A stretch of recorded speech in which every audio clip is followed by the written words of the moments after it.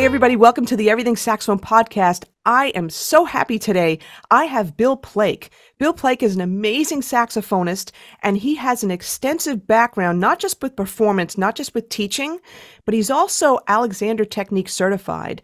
And he has tremendous experience not only with that, but he also has experience with what's called focal dystonia or musician's dystonia. And I know that that's a big pain point for a lot of people, a lot of listeners, a lot of people in the saxophone and music community. And I think today is going to be incredibly valuable for everybody. So, Bill, welcome to the Everything Saxophone Podcast. Thank you for having me. I'm happy to be here. Awesome. So here's what I'd like to do. I want to start with your background in particular. When did you start getting involved with music? Because it may not have been saxophone at first. And then when did you start getting involved with saxophone? Well, I was in my teens, and my first instrument was actually flute. And I did, however, start playing because I was interested in jazz. I fell in love with Herbie Mann, and I fell in love with Hubert Laws, and I just loved that. And it wasn't after playing flute that I was gravitating toward jazz. And I remember my sister had a Charlie Parker record, and I put that thing on, and the first thing I heard was Confirmation. I said, I have to do that. I don't know what that is, but I have to figure it out and do that, And so then I started playing alto saxophone, and then eventually tried clarinet. It was, because back then you sort of had to be a doubler. You had to play all the wood ones, and I tried that for a while. And clarinet and we just never became friends. So I just stayed with saxophone and flute. Played a lot of flute. Stopped playing the flute probably about 10 years ago. Stopped playing any doubles except tenor saxophone, and have just thrown myself headlong into that now. What informed that decision? I didn't need to, because I don't make my living as a musician anymore, So in the early days, that's how I was making my living. And I make my living now teaching and mostly in the field of education, and that very broad umbrella of education, coaching and things like that. And so I was at a point in my life where, I only have to play because I want to play. And the thing that I love most still is I love the tenor saxophone. And I love that you can really find a voice on that instrument. You can find a voice on any instrument, but for me, that was kind of everything. So I just threw myself headlong into that, and I'll still pick up the other instruments once in a while. My daughter played alto saxophone for a while, and so whenever I was playing with her, I liked the way the soprano. I don't have an alto, so I have tenor and soprano. I like the way the soprano sounded with the alto, so I tend to play that with her rather than the tenor. The tenor, I would tend to kind of bury her. How that could be. The tenor has kind of a big sound. Excuse me. Yeah. So that's pretty much from the beginning to where I'm now. That was the journey, because there's all kinds of twists and turns in that. Let me ask you, when you started, first of all, we're both in California. Are you from California, or did you grow up somewhere else? Yes, I'm native here in Los Angeles. Okay, and so you started in your teens on flute. Mm-hmm. You went to music school for college? I didn't. I'm almost entirely self-taught as a musician. That's interesting. Yeah, I would say I had two teachers in my life that I pursued that helped me tremendously, but mostly I taught myself. So there's a woodwinds, multi-woodwinds player here in Los Angeles. His name is Bill Green. He's passed away, and Bill is one of the legendary doublers. He was one of these guys that just played every double extraordinarily well, and he was a first call musician. And so I studied briefly with him. I'd already been playing for a lot of years, and it was he was sort of magnificent. He was just sort of almost mystical. He was, I didn't realize it, but he was really kind of preparing me for some of these more esoteric things I was going to face as a musician, like self-love, self-control, discipline, and things like this. And he sort of set the pathway for that. And also, embarrassing to say, he was really the first saxophonist that really taught me about voicing. I mean, I didn't even really know what that was. I was just kind of screaming into the instrument. I mean, I've been playing gigs, I was playing professionally, but, to really learn to voice and to get, to get different colors on the instrument and get much more control than I had before, particularly the difficult registers like the low register, the altissimo, developing a beautiful vibrato and a beautiful subtone. And so he sort of, in this brief period of time that I was with him, I sort of learned that. And then later on, I studied, and this is when I was in I guess around 30 years old. I don't know if you know him or know who he is, but there's a fantastic flutist by the name of James Newton. And James Newton is this is a guy who was winning the downbeat critics poll for year after year after year as best flute. And he was an amazing flutist. I mean, literally, people think that I'm kidding when I say this. You would see him playing in a small club. He didn't play clubs very often. Excuse me. He mostly was playing concerts. He did a lot of work, most of his work over in Europe. But I remember a couple of times that seeing him play in a small club, and he would play in front of a rhythm section without a microphone on the flute. Oh my God. Yeah. Now, mind you, he's playing with musicians who are sensitive to what he's doing, but still, he could fill a room with that sound. He had the biggest sound I've ever heard on that instrument. He was sort of like James Galway, the truck, just sort of had the sound. But really, I didn't really study flute with him. I studied composition. And I had taught myself, I mean, I don't know if you can teach yourself composition. You either compose or you don't compose. I don't want to go down this rabbit hole, but you cannot teach people to improvise, and you can't teach them how to compose. This is you can give them things to do that facilitate their learning of improvisation and their learning of composition. I always say that improvisation and composition are poetry or anything else. My mom was a writer; she was a poet. Or walking. These are things that cannot be taught, but they can be learned.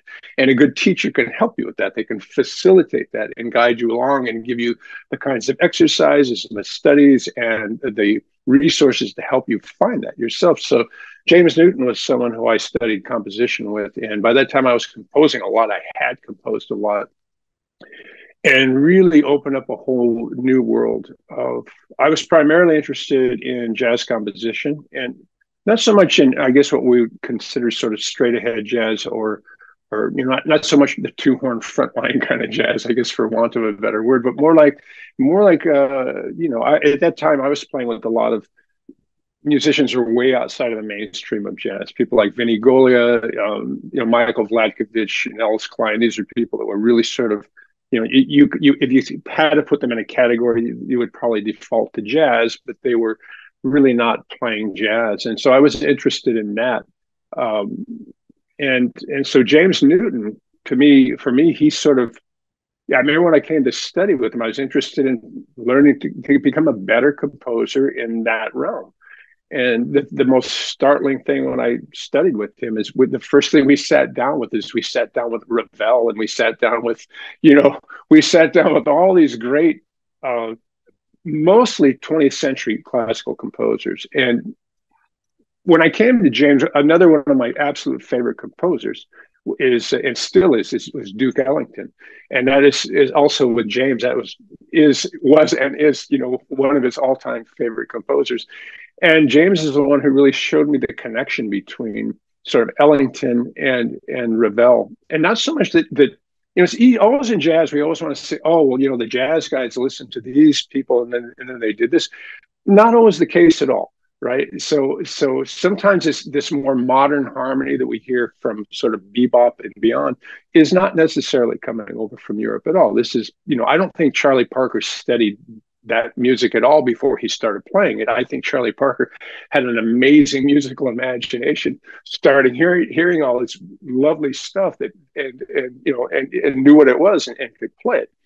And even with Ravel, I understand that. One of Ravel's pieces, I think it's the so it's concerto in G. This actually it was inspired by something that Duke Ellington had written. So from what I understand, that Ravel was also a fan of Duke Ellington. Yeah. Yeah, I think it's the piano concerto in G, and I know that because That's right. there's That's an right. amazing That's right. trumpet part in that. Right. Yeah. Right. That's it. What it is. It's been years. I forgot the title, but that's what it is. And I used to know that piece. I remember how that sounded, and you can hear that connection between them. And it's another person that James Newton really got me to go deep into, and this is someone I was really happy I studied and listened to for a long time, was Bartok. Oh yeah. And you know, in many ways, the most amazing composer in terms of, it's we have the cliche of saying, oh, well, they have their own language, but Bartok really had a very unique, his own language. I mean, it can't really be summed up in terms of any kind of harmonic system. You have to look at he has his own system of how things were organized, how notes were organized, what melody was and what harmony was. And but I read somewhere that for a brief period of time, Bartok and Thelonious Monk lived in the same apartment building, but they never. This is the story that I heard, that they never. They didn't know each other. They just happened to live in the same building. Okay. And when you listen to in Bartok's String Quartet No. 4, I forget which movement it is, but there's this one little theme that he starts in about the midpoint of the, as he will do, he takes these little themes and he starts doing all these things. And this little theme that he had is almost note for note Thelonious Monk's Light Blue. And so you have to say, did one of these influence the other? And I myself don't think that was the case at all. I think that, in the cosmos, both of these individuals sort of living in the same time and same space just sort of, found these same kind of tonalities, or this organization of tonalities. Oh my gosh, you mentioned, okay, I love Bartok. I love Ravel, Stravinsky, French composers, and I was more studied in them when I was in college. And I went to Queens College, so we had some really good professors there. And Carl Schachter was one of them for sure. And but there was another young man at the time. I could see his face, and I forgot his name. This is so embarrassing. He had written a number of books about modern composition, contemporary. It's not even classical, but contemporary, composition, stuff like that. So we studied Bartok and Ravel, and the first thing that comes to mind is color. Like when you think of a lot of the French composers, the color, the timbre. And the connection, when you mention Ellington, oh yeah, I get it. Color, personality, character. Right. Bartok, same thing. Bartok, same thing. It's character. He has his own character. Stravinsky, same thing. And that's really intriguing. Well, interesting you should use that word color, because one of the absolute first words that James Newton talked about, that he used when I started working with him, was color. I came over. Don't want to digress here, but the interesting thing was, at the time, I didn't realize it, but I lived 3 blocks away from him, and I didn't know it. I lived in a little town. You probably know it now that you're in Southern California. A little place called San Pedro. Oh yeah. And so he lived down there too. At the time, he was teaching up at Cal Arts, and I thought that if he was here, and this is when he was, he was at the peak of his game, playing, making all these recordings for Blue Note, and winning awards, and was never here. And I just found out he lived 3 blocks away from me. Right, so I started studying with this guy. And anyway, he talked about color, the first thing, and he said, basically, just reiterated what you said here, was the importance of that. And talked about, I remember one of the first things that we did is we got the first sort of assignment or project that I did, that he gave me, is there's a beautiful series of pieces called Trois Poèmes, and by Ravel. And we got the second one of these, and it was just an amazing recording. It was Boulez conducting, and it was this amazing singer by the name of Jill Gomez. And what we did in this music, I'd never heard this. We got this piece. It was about I don't know, about 3 or 4 minutes long. It was very, very kind of slow. And as you can imagine with Ravel, it was a chamber piece. You know, it had, I think the instruments was, 3 strings, a flute and a clarinet and a bass clarinet, and then the voice. And as we looked at this piece, the first thing he did, he sat down there with me and he had these colored pencils. And he says, see this thing right here? He goes, I'm going to say that that's red. And he said, we're going to listen to this and we're going to find where we see some more red. Oh, here's a little, can you see how that's a little variation of that? Anyway, we went through this entire piece and each new theme became a new color. And he said, you can give it any color that you want, but you have to understand that there's color here and there's contrast between these colors. And I also found it interesting that James Newton himself, to this day, loves visual art, particularly painting. He's written, entire pieces of music for Frida Kahlo. Wrote a whole suite of music for Frida Kahlo, and he himself paints. He loves painting, and so this is why I think he related so much to Ravel and Stravinsky and Duke Ellington, is because color, everything. Yeah, and you know what? I'm thinking also. Let me ask you this question. How has this impacted your playing, your saxophone playing, your flute playing? Well, the main thing that I think that it did is it got a couple of things. One is it got me much more conscious about themes in improvisation, right? So if I'm talking about in improvisation, the idea that there are themes that I didn't realize until I really sat down and looked at some of these pieces, these really elegant and complex pieces, that there's really not that many components to them.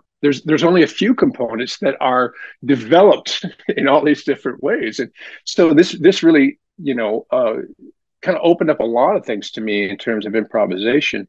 Both in terms of what I call close-ended improvisation, that's like playing over, let's say, a song form, and what I refer to as open-ended or open improvisation. That's when there's no form at all, where you're just playing freely. And so I think that one thing is, as both an improviser over chord changes, and let's say if I was playing over standard songs, that made me much, much more cognizant of playing from the melody almost more than the chords. It wasn't that I was ignoring the chords, but it was if we listen to someone playing 6 or 8 standards, right? Well, a lot of the chord structures in these pieces are, they're kind of little building block cliches, right? This 2-5-1 and this key moving to that one. So, if you were to play 10 or 12 standards in a row like that, you could easily sound like you're just playing the same song over and over again.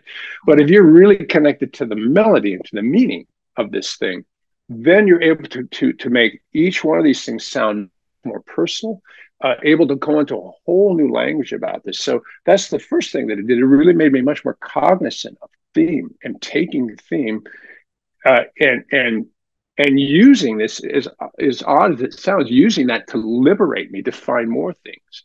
And so that helped me playing over chord changes and playing over song forms, and it completely changed how I approached standards when I would learn a new standard. And even I don't really learn that many more standards now, although during the pandemic I made it a point to try to memorize all of Monk's music and really internalize that 70 composition. Didn't make it to 70, but we went for that.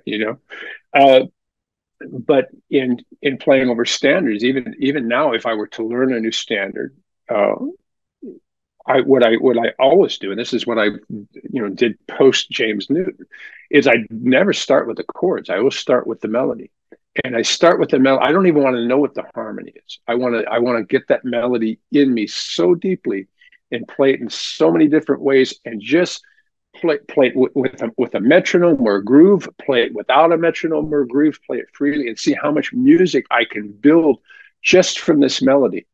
And then even I'll want to put on, let's say, a backing track, and then play this thing without knowing the chord changes and just knowing the melody and improvising on that. Of course, when you play it over a lot of chord changes, as I have, your ears sort of, it's not hard to figure out the melody because you start hearing, oh, that's just a minor 2-5-1, in the flat seventh key or something like that. But to bring your thinking from the melody, that was a very different thing. And then it struck me as I started really thinking of a lot of the older artists. And by older, I guess I mean, people like Ben Webster and Lester Young and people like that. And even people, beyond that, Sonny Rollins comes to mind, is they were connected to the melodic material of what they're playing in a big way. They weren't just like playing the head and then just say, okay, now I'm just going to improvise over these chords and play all these, these licks I've worked on. It's like they're still really connected to the thing that they're playing, to that melody, that theme. And that's why you can get, you can hear somebody like that play, 8 different compositions, 8 different, standards, American songbook standards, and all of them will sound just distinctively different because they're so connected to the meaning of that song. And you've probably heard this little story before about Ben Webster, who still to me is one of my favorite improvisers. Is he, as of course many people do that many improvisers improvise over standard songs. He would memorize the lyrics of these songs, and he would, he took that very seriously. And this is a story that I actually heard from Stacy Rolls, who was a great trumpet player, used to live out here. She was Jimmy Rolls' daughter. So Jimmy Rolls played with Lester Young and played with Billie Holiday. And she told me, this is what she said, this story that her father said. She said he was in the studio with with Ben Webster, and they're running a take, and he gets about halfway through the thing, and it seems like it's going well, and he just stops. And, the engineer stops and rolls back, and they say, what happened, Ben? He said, oh, I'm sorry. He said, I forgot the words in that moment. Wow. So he's using that as meaning. He's not just thinking, he's not just thinking melody. He's thinking this melody is connected to some kind of bigger meaning here, So, anyway, we're making a long story out of this, but that was sort of what I got from that was the importance of thematic improvisation, vast. And, you bring that up to somebody like Sonny Rollins, who just took that to, a whole other level. You hear his solo, I mean, many of his solos, but like, for example, his most famous solo where he uses thematic improvisation is probably, St. Thomas. I mean, that's just, this is basically Bartok taking a theme and developing it, but except that it's improvised, it's not composed at all, and it's not self-conscious, and it's not pre-planned. It's just this thing, this rolling out, and it's beautiful. It's like a classical, approach to improvisation, and which the other thing too that I say all the time, improvisation was happening in classical music centuries ago. That's where the cadenzas came from. And it was only after printing press and, they started print music, and then they started to print, suggested cadenzas and all that kind of thing. I think that's where a lot of classical musicians lost the confidence to improvise. And, I just know from my own experience, mine was sight before ears. I now teach ears, before eyes as much as possible. But, right. When you're taught eyes before ears, it's kind of tricky. But I just wanted to put that aside there for a second. But you know what this also reminds me of too? I was going to mention Sonny Rollins as soon as you mentioned thematic, composition and stuff like that. But I also think of that famous, 27 chorus solo by Paul Gonsalves, right. Where each chorus was its own story that led to, I guess, a bigger story, Right. But also even, some modern players. I think of like how Bob Reynolds plays. I really love the way he plays. And even, so do I. Yeah. Yeah. Like developing themes. Grace Kelly is another one, right. Where, sure. Yeah, I think that's so fascinating. And, a lot of people tend to be very regimented in their thinking in that, okay, this is classical music. It's its own thing. This is jazz. This is its own thing. Or this is jazz standards. I don't want to play jazz standards. I want to do, rock, or blues. And the thing that that's so important, I think, that we're talking about, everything's connected. And just the fact, the Ravel connection with Ellington and Bartok with Monk, I didn't know that. That's really cool. They probably heard each other practicing or something like that. That's my theory on that. Is I think that they were not conscious of that at all. That's my fantasy. They weren't conscious of that at all, except that it was sort of like by osmosis, that just sort of, those wavelengths sort of connected each other, right? It kind of unconsciously affected them. Yeah, I wasn't going to ask this, and I didn't even think about this until right now. Are there any modern players right now that you listen to where, just based on what we've talked about, like you had Bartok and Monk, right? Mm-hmm. Ravel and Ellington, you could see the connections. Do you hear, not trying to throw you under the bus or anything like that, but are there any modern players you hear right now that may have, whether it's a connection with classical music or just some kind of, other connection with other musicians that you've noticed?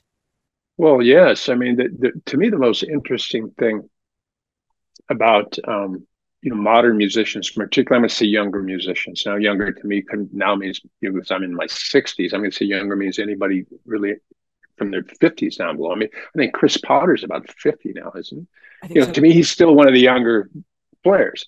The thing that in general, I would say that just sort of amazes me by a lot of these younger players is that they're absolutely not in the best of the best are not in this kind of one thing. I mean, yeah, Chris Potter is a jazz musician, but oh my goodness, does he play stuff that just is exploding outside of the jazz tradition within jazz.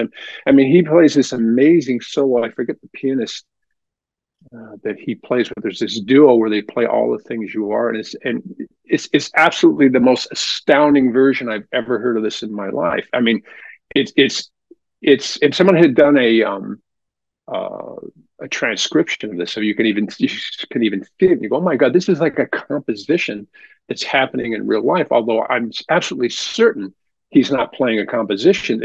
It was so immediate. This was a great improvisation. So Chris Potter's one of the older young players. I mean, certainly Ben Wendell comes to mind. I mean, Ben Wendell is another musician who has just a vast array of skills. And Ben Wendell apparently used to play.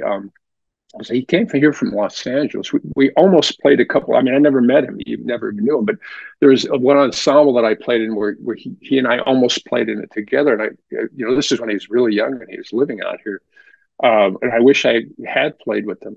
He's a tremendous player, but he was a classical bassoonist, and I believe that's what he played before he played tenor saxophone. And it's interesting because I love his tenor saxophone sound, but it really, when you hear, he used to be a bassoonist, you can kind of hear that. You can kind of hear this warm, big sort of singing, round sound. There's many of these younger players. And here's a player that's maybe not young, but I consider a new player. There's Ellery Eskelin, who's, a fantastic musician. Was based in New York. I presume that he still is. So there's many players, and the more I'm hearing these younger players coming up, the more I'm just absolutely impressed. And I'm impressed not so much by virtuosity, because there's you go to YouTube and you can see a gazillion people that have astounding virtuosity to the point where you just don't care about that anymore. But in unbelievable vision and imagination.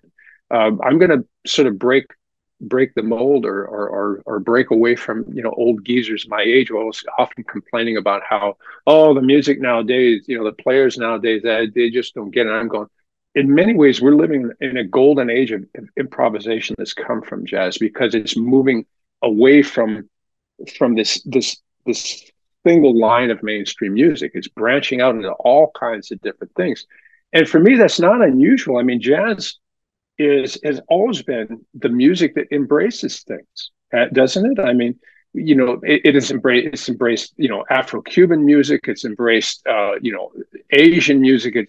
Particularly South Asian music, like Indian music. It's embraced, it embraces everything, right? It embraces, contemporary classical music. It embraces Bach. I mean, if you look at some of these some of these Bach flute sonatas and things. I mean, this is bebop basically. It's essentially bebop minus the great amount of chromaticism and minus sort of the harmonic adventurousness in adding these upper partial harmonies like we would have in bebop. But the shapes, the melodic shapes, it's all there. The asymmetry is interesting because to me, when you look at the music of Bach, for example, that's not symmetrical music at all. It's beautifully asymmetrical because nothing in life truly is symmetrical, right? Everything that's happening is asymmetrical, And so, there's lots of this stuff around now. I'm almost amazed every time I sit down and hear, a younger new player, and not to mention some of these classical saxophonists now, particularly in France. Again, I'm going to forget names because I'm an old guy. But there's this classical saxophonist in he's based over in Paris that can easily cross over into playing jazz and plays beautiful classical music. And do you know who James Hulick is? Yes. So James Hulick is this is you're asking about some of the younger players. He's an old person, but James Hulick is another musician, another saxophonist who is visionary in that he plays classical saxophone, but that's not a traditional classical saxophone sound at all. That's a sound that would work beautifully in jazz. And you can go to YouTube and find a video of him playing "Someone to Watch Over Me," by Gershwin. He does an unaccompanied version of this. It looked like it was an encore for some concert he was playing. And you listen to that and you say, yeah, this guy has some grease in his bones. This is not just, some guy who's done nothing but play European music. This is a guy who's got, and he's a New Yorker too, so he has some of that in him, and you hear that sound is different. And of course it's funny. I remember I played that and my wife, who barely ever notices saxophone playing or saxophone, I remember she came from the other room. She goes, "Oh my God, that's a beautiful sound. Have you ever heard a sound like that?" That's the kind of sound that he has. This is a sound that would work right there. It would work immediately in jazz or in classical music. It's dark, but it's super fat. It's not that narrow sound. It's a big, fat, dark sound. Imagine he's playing a mouthpiece with a small tip opening, but with a chamber the size of inside of a train tunnel or something. I don't know how he gets this. Yeah, right. It's crazy. It's interesting. I'm taking so many notes here because I'm gonna try to look for these YouTube videos of all these people that you mentioned, and I'm gonna try to remember to put them in the description, folks. But what's interesting? You're talking a lot about how people are being visionary with their tone, with their ideas. I'm curious, and I just recently interviewed Michael Wilbur from Moonhooch, and I've interviewed Sam Newsom. I love Sam Newsom. There's another musician who's like, oh my goodness, what is this guy doing? Look at this. Yeah. Right? Innovative for sure. And Michael Wilbur with Moonhooch, they also are very innovative. And even people like Leo P., who for example, he won the Downbeat Award for Barry Sax. The first time that I think it was Gary Smulyan was unseated from position number 1, and Leo P., and I had interviewed him a while ago at NAMM, nicest, most humblest guy. I mean, he really is. If y'all don't know that, he just really is the nicest guy. And he went to Manhattan School of Music, has the chops, but something else just drove him, and he created his own thing. And I wish I had that flexibility to dance like he does. And like does. Well, yeah, and we have to remember that jazz started as dance music, right? And African music, which is the biggest part of the tradition of jazz, that's all African music is dance music. You can't watch African drumming without watching dancers, So this idea that it doesn't involve dance and it's sort of strange that we would dance to it is a strange idea. Of course, like why wouldn't we dance to it? This is stuff is moving, right? It's doing something. It's not just sitting there. So it's beautiful. Yeah. And it's funny too, when you think about it, so many people not just musicians, but, people have this assumption that jazz, it's sit down and it's very esoteric and you have to do a lot of thinking, and it's complicated and, it's not something that, I just want a light evening. I don't want to be thinking, but with these up and coming players, these younger players, so to speak, are really turning that around and making it entertaining. And they've got chops for days. I mean, while sometimes the music that they play may not demonstrate their tremendous chops, I think they're being very mindful of their audience also. Because, there's certain situations where you're going to be more esoteric and you're going to be, like a Chris Potter and you've got all these tremendous ideas coming out. And there's other situations where it is going to be more dance oriented, but you're still moving jazz forward, in a different way. I agree. I mean, I tend to lean in general towards modern things, when it comes to art. It's certainly in music. Probably the only thing I don't lean towards in a modern way in the arts is it's architecture. I still like classic. One thing I like about living here in South Pasadena, you have these old craftsman houses. Like my wife, who lived in Brooklyn for a while. My son lives in Brooklyn too. She says, "Oh, this is looks like these are houses that you would see in Park Slope or something. These are beautiful houses." So architecture, I tend to really like. I like classic stuff, right? But about anything else in art in general, I lean towards modern things. I don't lean towards modern things for the sake of being modern or that they're modern.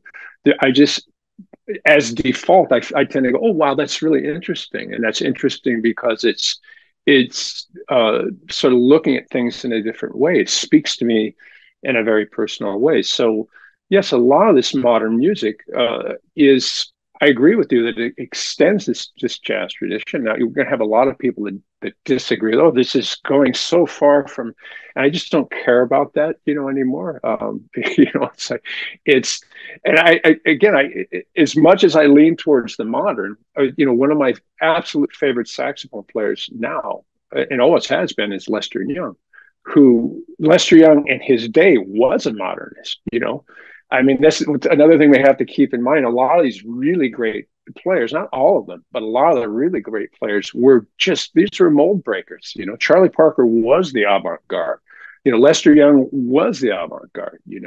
These were people that were shaking things up in a big way.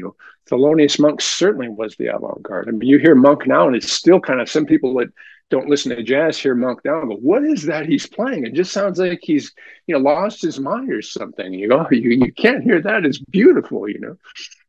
So yeah, I agree with you that there's all kinds of ways that we can expand this. And if something is not my cup of tea or it's not your cup of tea, that's all right too, because this is a big world we have, and people can play in all kinds of different ways. It's a matter of what it is that we want to express. And when I hear somebody criticizing music or criticizing any kind of art, this is a cliche to say, but it's true. Whenever you hear somebody saying, "Oh, that's terrible," or "I don't like it," la la la la, whatever this, we have to stand back and say, you're saying more about yourself than you are about the music. Basically, what you're doing is you're saying what your values are. I don't value this, and that's okay, But something is not good or bad because somebody wrote about it. If a critic, for example, even writes about it and says, "Oh, this is really awful," or "This is really great." Neither of those things are really true, because in the end, this is all a subjective experience. It's the thing I love about art. We can't measure this. We can't say, "Oh, she was the greatest," or "he is the greatest." This is an immeasurable thing. I love Lester Young. I also love Albert Ayler. This is another saxophonist that I absolutely love. But if you listen to Albert Ayler and Lester Young together, you might say, "Oh, how could you like both of these at the same time?" Because they're so. Albert Ayler just sounds like someone who's just screaming into the heavens. And I'm going, yeah, he sort of is screaming into the heavens.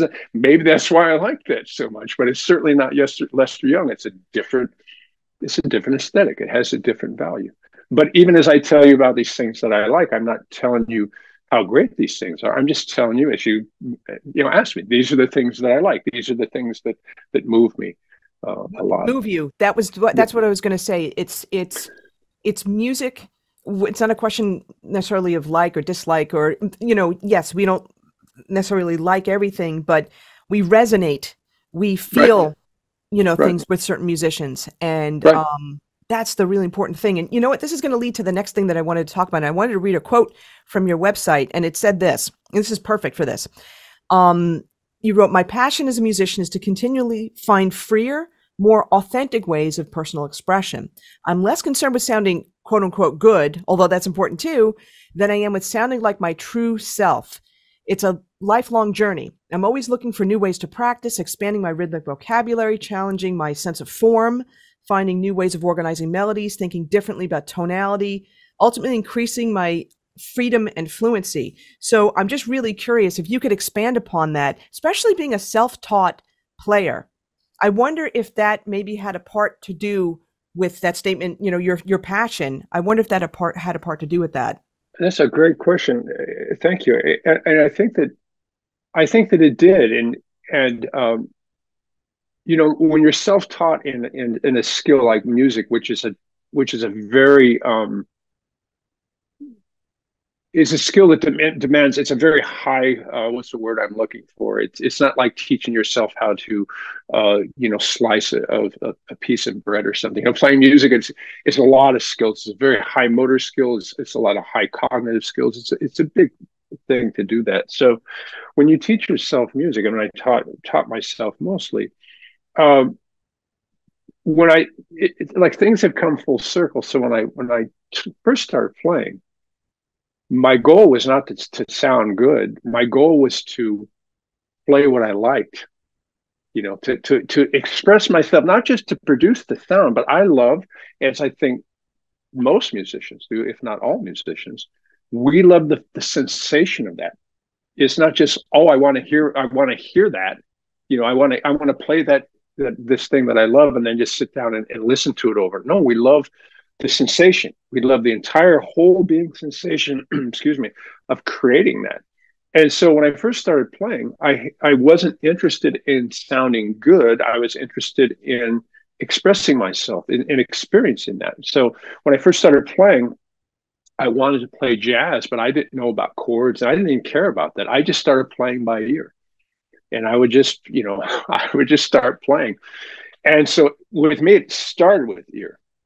And then I got to the point where, okay, now I want to sound good because I don't really know what to do on this complicated song or that complicated song.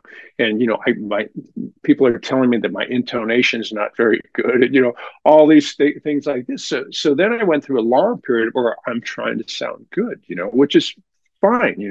I do. I want to play in tune. I want to have a good time. I want to have these skills. And so I worked on that really hard for a long period of time. And I got to a point in my life where in my early 30s, where I was finally like making an okay living just playing, And I realized that even though I achieved that, even though I was, making my living playing, that I didn't like about 99% of the music I was playing. I just wasn't interested in that. Wasn't interested. Not that that was bad music, but that's not why I started playing music. I didn't start playing music so that I could play, Proud Mary at somebody's wedding reception. That just wasn't, that's fine if you do that, by the way, but that's not why I started. That's not why, I started because I heard, I mentioned that I heard Charlie Parker playing Confirmation, and that whole record was amazing to my sister. And my sister is amazing. She just, older sister introduced me to such incredible stuff. She also had an Albert Ayler record. So at the same age, the same day, I'm hearing Charlie Parker and Albert Ayler, and I'm going, yeah, to both of these. I mean, two completely disparate things that were, still went very deeply into me, right?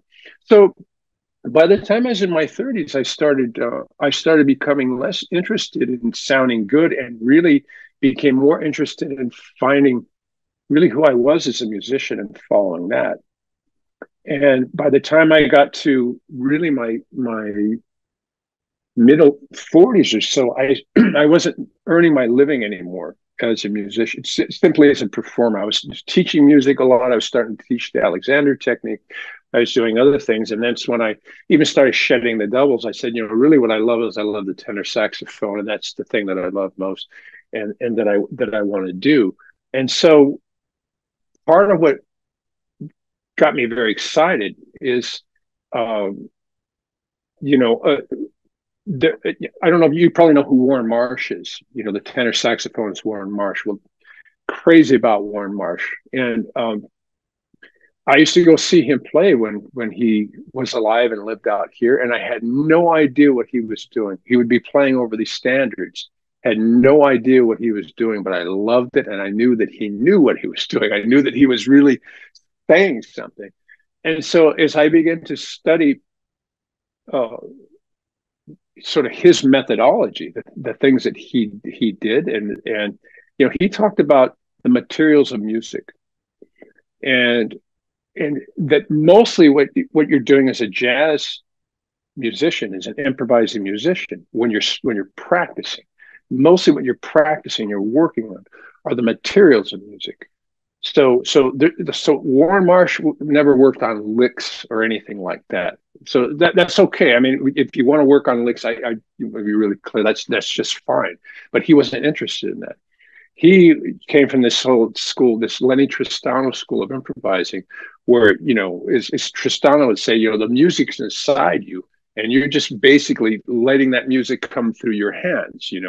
And you're doing that because you study a lot, you've practiced a lot. I mean, all of those musicians that came from that Tristano school were famous for just doing insane amounts of practice, But Warren Marsh, the thing he talked about, always stuck with in my head is you're working on the materials of music, which he defined as, harmony, melody, meter, and rhythm. Now, meter, how many jazz musicians talk about working on meter? But if you hear all of those musicians that studied with Lenny Tristano, including Lenny Tristano, they have two things in common. One is they don't sound like the other. They all have a very distinctive way of improvising. And the second thing is both of them have an incredible control of meter. And so by controlling meter, that is, let's say we're playing something in 4/4, we can subdivide rhythmically in how we're playing so that our phrases really sound like they're 5/4 over 4/4 or 3/4 over 4/4. This creates metric and rhythmic dissonance. So this is what, for example, if you listen to these old Lester Young solos, they're filled with this. Just absolutely filled. In fact, if you listen to Lady Be Good, which is just an amazing solo, but he's got this whole section in here where he just has, he's just imposing a 5/4 bars in the middle of this 4/4 thing. It's all in 4/4, but he's just his ideas are not in 4/4. They're kind of crossing over the bar, as we would say. And so this is something that this idea of working with materials of music went deep into me, because I realized that really what I wanted to do is I wanted to trust the fact that I already can improvise. I've been improvising for years. And what's going to help me to get closer to what I want to do is just working with these materials and then letting my voice unfold as I gain these skills. So one of the things you might also notice if you go to my website, billplakemusic.org, is that I have these ebooks that I sell. And these ebooks are there's etude books, right? And they're mostly jazz etude books. They're mostly written for advanced, some of them more upper intermediate improvisers, mostly for more advanced improvisers who are really looking for a different way to think about things. And the thing is, about every single one of those books that I have, all of those books are just they are sort of to what I'm looking for, documentation of what I got interested in, what I studied. So for example, I have a book on the melodic minor scale. And that book is because I realized that using the melodic minor scale over dominant chords, it creates a vast amount of possibilities. Now, when we think of, for example, using a melodic minor scale over dominant, the typical thing we think of is, oh, we use the ascending melodic minor scale one half step up from the root, and that's fine, that's great, because we get all the beautiful, the hip notes in there, right? We get flat nines and sharp nines and all this stuff, but there's really, if you want to think this way, this is something that I learned from Warren Marsh. There's really like 5 different melodic minor scales that fit really well over dominant chords in terms of how they work over dominance. And he would talk about, using elements in the minor scale, what he would say in the octave above, So, for example, if you're playing over a C 7th chord, if you put a G melodic minor scale over there, and you put that in the top, what you have is an F sharp. So you have this raised 11th, right? So that's using a melodic minor scale starting from the 5th degree of the C7th. On the other hand, if you use the B flat melodic minor scale, that's starting the melodic minor scale from the 7th degree, you're going to get a flat 9 and you're going to get a sharp 9. So you're going to get a D flat and E flat over that. And you're going to find that there's a whole other different color and different way of using that. So anyway, that particular book was my exploration into the 5 different melodic minor scales that work beautifully over dominant chords to create interesting tension. And the reason why melodic minor scales are so great in jazz is because the scale by itself, particularly that ascending melodic minor scale, is just absolutely loaded with color and contours. It's you can get that scale and just play on it and you just love it. It's like playing a blues scale. You just, almost everything you play on that scale just has music in it. There's so many interesting intervals. There's so much interesting tension and things like that. So that's one book. The other books, I've written books on meter. I've written books on time. And all of the books that I've written were documentations of the things that I got interested in, spent a long time in practicing. And I would turn this into, a methodical way of approaching this particular skill in music. And so that's how all this is, to make a long story, I guess, it come to an end here. That's how all that thing, that's how I am. That's where I am now in my playing is mostly what I'm working on are the materials of music and letting my ear lead everything, but also my imagination. Sometimes when I'm improvising, when I'm practicing, I'll discover something, and I'll go, wow, what did I just do there? That just sounds amazing. And I'll just have to stop and step back and go, I really love that.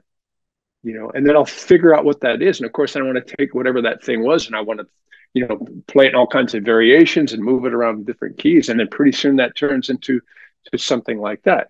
This is kind of a 5-note shape over dominant chords and it works this way. Oh my goodness. I play around with this and play around with this and pretty, after a few months of playing around with this, I have sort of a book of things that I've sort of discovered and put together. And I also, I encourage musicians to practice that way. It's great to study the masters and study that so-called language. But it's also, we have to realize that a lot of the people that we love in jazz, really, they came from a tradition, no doubt, but they ultimately sort of developed a language of their own. They developed, Charlie Parker has a very different language than Sonny Rollins had, Sonny Rollins has a very different language than Ben Wendell has, who has a very different language than Chris Potter, who has a very different language than, Joe Henderson. But the one thing that all of those players have in common is all of them, besides being connected to the tradition of jazz, have all really studied the materials of music to one degree or another. And when you do that, you can find an infinite amount of ways to express yourself. There's so many things to unpack here. This is great. Particularly with the melodic minor scale, think of the connections too to classical music, and not even classical music, but also ethnic European music, Jewish music. Right. A lot of that's fashioned on melodic minor with that flat 6 to the raised 7th, that rich interval, that's in there. That's the first thing. And the other thing too is that this reminds me so much. I studied with Gary Burton improvisation, and he always, I've said this a million times, so I apologize to the listeners who have heard every episode, but Gary Burton said to me one time, I asked him after a class, I said, Gary, do you just memorize licks and practice licks and learn them in all keys? He says, no, I just learn my chords and scales well enough, and I, practice them. I just work through them. And your whole working on the materials of music makes me absolutely think of that. And the question I have though would be for those people that are listeners that they're thinking in their head, oh my God, all this theory, I can't be thinking about all these labels and stuff like that. Like, how do you go from someone who didn't, have school instruction, right? So you were self-taught, okay? Right. How do you go from, playing, you're playing for your enjoyment to start with, you're playing stuff you like, not necessarily worrying about quote unquote sounding good, so to speak, until you get to playing some harder music. But how do you go from that to working on the materials of music? And, I don't want to use the word embracing theory, although I kind of do, because I think, you don't need to start with theory. You shouldn't start with theory. It should come to you as you're exploring different things. But how do you go from that stage to, what you're talking about now? That's a great question. So in the simplest sense, and this is what always happens when I'm coaching a musician improvisation, most of the musicians that come to me to who need help in improvisation, that's what I call coaching rather than teaching, are already people that can play, that have a fair amount to a great amount of skill. For example, it might be a classical saxophonist who has a high degree of skill. Last summer, I had one of the people I coached was internationally recognized classical saxophonist, had a great amount of skill, but improvisation was just kind of like a void and halfway terrifying too. What do I do? So with all of these people, I always start with the same thing.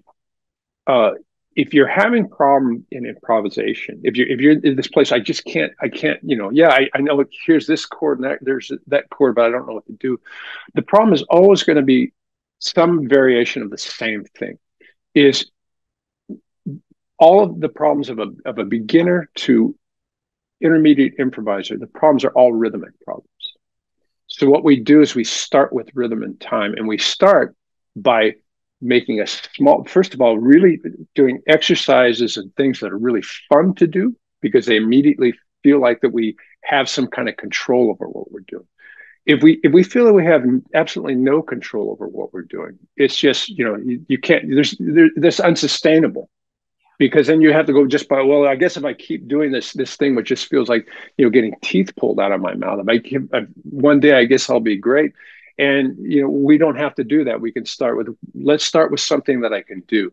So we limit the field and we start with rhythm. And so the first thing to think about in terms of theory and embracing theory, and this is going to sound crazy, is really embrace time. How good is your time? Embrace your feel. I don't know all these notes of this chord. Okay, but do you know the root? We all know the root, right? So it's a speed something. I don't know what this. So let's start with that, and let's start with working on simple rhythms that we can sing, rhythms that we like. Go to language. Someone says, "Well, I don't have any rhythmic imagination." Of course, you do when you're speaking. Yes. You have everything we do is rhythm. So take something like da da da da. Improvise over. Take that little theme and improvise over that, and then build from that. So we're starting with something simple, and we're building on that. And to your question about embracing theory.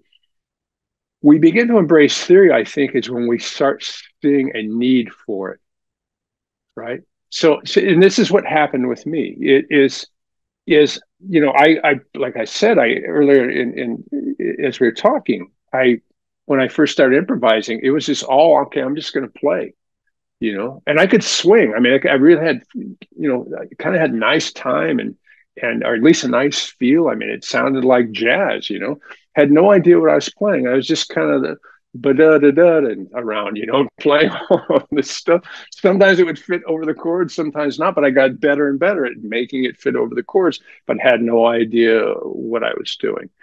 So, it was a very natural evolution there. Okay, I need to first figure out what a song form is like. Why does everybody always know where the beginning of this thing is and I don't? So let me start with that. How do I figure out a song form? and started, looking at the bass notes and playing through the song form with that and using a metronome on that and making sure that I could just, I remember starting just playing, like the first song I learned to improvise over was All the Things You Are, which I still love this song. It's a beautiful standard. And I remember just taking the roots and playing a quarter notes over the roots, with the metronome. And that's, this is long before we had backing tracks. And so we had Music -1, but we didn't have what we have with this vast array of great resources we have now, but just did that, and got, so I got better and better so that I could actually stay on a form. And then I started learning the chords in the form. And then, oh my goodness, when you play, and All the Things You Are, when you play this G minor seventh, and you the last note of that G minor seventh going to the C minor seventh, when you go from the D to the E flat, that little half step thing, wow, that sounds like, what is that? That's just amazing. Well, now I've discovered voice leading. So now I'm going to learn everything I can about voice leading. So when we have nice time, a good time feel, when we have a nice rhythmic imagination, and when we have voice leading, we have a tremendous amount of theory there, and everything we plug into that flat nine, sharp nine, all that stuff, that's stuff that gets integrated on top of that bass. That just becomes icing on the cake. I think what happens is some musicians, when they approach this, they go, oh my God, this looks like, as my dad used to say, this is like Chinese arithmetic. This was just this, like, in a different language and confusing as arithmetic, it's like, oh my goodness, what is this, And it doesn't have to be that way. We start with a small thing, and as you said, we embrace the theory when we find a need for this theory. It becomes a very natural thing. As we learn more about something, it's because we want to do that. You want to get better in a foreign language? Well, you can read books on it, and you can study it at home, and you're going to learn some stuff. But you put yourself in that culture or in that country, and you're going to learn the language very fast because there's a need to do that. There's an immediate need to do that. And it's the same with theory. It builds upon this base by the most important thing. This is always, I have two kids. I have a 26-year-old son who lives in Brooklyn. I have my daughter who's 11 and here. And with both my kids, the thing that I instilled with them, the most important thing when it comes to learning, follow your curiosity, find what is interesting to you. And what is interesting to you will take you to where you need to go, rather than saying, okay, here's what this thing is. So here's all the nuts and bolts that you're going to have on this. Sort them out, memorize them, figuring out. And you can do it that way, but it's just kind of mind numbing. I have no regrets that I learned the way I did. I had it kind of sound wrong and bad for a long period of time, but I don't mind that at all. That was just fine because I started with what it felt like to play. By the time I started punching the so-called correct notes in there, it sounded great because my time was already there. How many people have we heard play the correct notes where it just doesn't swing or doesn't connect or doesn't, the sound isn't there or anything else like that. So we add the things as we need them by following our curiosity and saying, what do I need to do to be able to do that? And try to break that down into the smallest components. Sometimes we need help with that. That's what a good teacher is for, right? Teachers, you're not able to do that. That's because you don't have this in place. So, and a really good teacher doesn't say, so what you have to do is go home and learn all these chords and learn all these scales and all that. That's what a good teacher doesn't do. That a good teacher says, let's get you to the next step. Okay, let's see if we can make this sound a little bit better. And as we make this sound to your liking, then we're going to listen to things that you're going to say, how did you do that? Okay, well, let's figure out that little thing and come on to that and add that. And we build onto that and ad infinitum, to the rest of our lives. I'm still doing, nowadays. So. Yeah, there's a lot to unpack here too. And number one, we never stop learning. We never stop discovering because we never stop being curious. But number two, when I teach, especially beginner improvisers, always about rhythm. It's always about rhythm. And rhythm It's building the foundation. You don't build the penthouse first, which is your Sharp nines. Yes. That's so awesome. Yeah, the penthouse is sharp nines, sharp 11s, all that stuff. Triad pairs, all that kind of exactly. Yeah. Oh my God. That's the penthouse. That's the penthouse for sure. That's the penthouse for sure. Get the rhythm down. And one of my mentors, this guy Lou DeBow, he was known as Lou Saxon on Long Island, but he always said to me, Donna, you got to make it rhythmic. You've got to make it rhythmic because that's what people relate to. And think about it. And you alluded to this before, you said it. Jazz came from West African music, the drumming, right? And the rhythmic component, the dancing, right? So we need that. And even if you're listening to bebop, it's interesting. I played a lot of private parties where people were dancing when I played some bebop tunes because they felt it.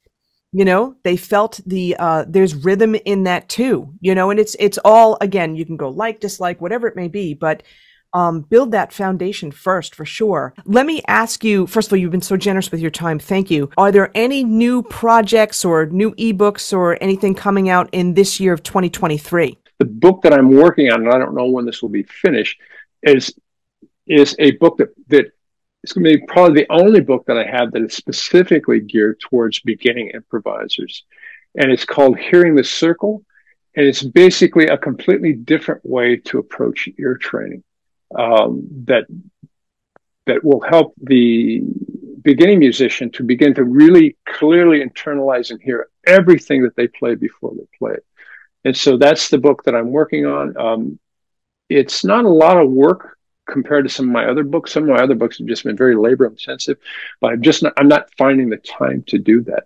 Well, listen, Bill, thank you so much. It's been my pleasure. Great meeting and great talking to you.